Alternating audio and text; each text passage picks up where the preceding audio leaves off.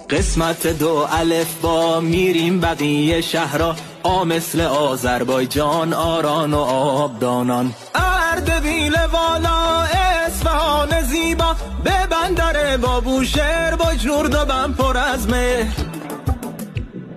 به پاوه و پل دختر، پیران شهر دلاور، تبریز و توی سرکان، تالش و تاکستان. سه مثل چی سلاسه، شهری پر از حماسه، جیم جانقان خرم، جیرفت و جهر و مجم. چه چار محال چابک سر، چه چا بهار بندر، شهر حسن آباد، خرم آباد شاد. دل دشتی و دماوند، دسفول و دیلمان قند، زال مثل ذوق آباد، ره مثل رام سر شاد. ز زفر هست و زنجان، زرین زرند کرمان، ژنیست هرچی گشتیم، از غیر اون گذشتیم. سین مثل شهر سمنان، ساری سراب و سیرجان، شین مثل شهر شیراز، اون شهر شعر و آواز. سوم سراس با ساد، زاد هم زیا آباد، تا طالقان و تارم، زا هم اومد به یادم.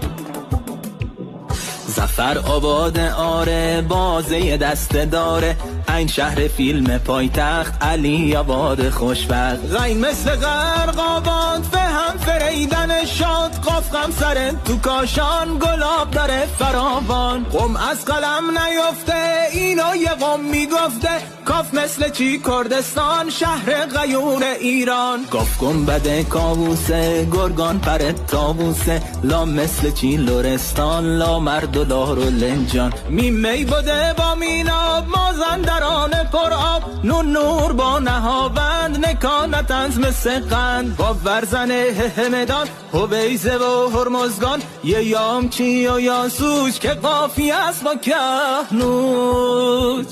پروردگار رحمان، از ما بلا بگردان، دور از دروغ بادا، دامان پاک ایران، دامان پاک ایران.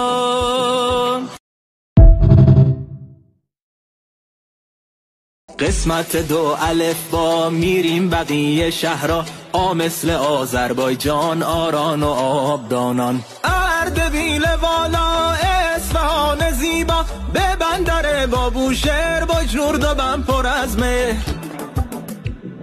به پاوه و پل دختر، پیران شهر دلاور، تبریز و توی سرکان، تالش و تاکستان. سه مثل چی سلاسه، شهری پر از حماسه، جیم جانقان خرم، جیرفت و جهر و مجم. چه چار محال چابک سر، چه چا بهار بندر، شهر حسن آباد، خرم آباد شاد.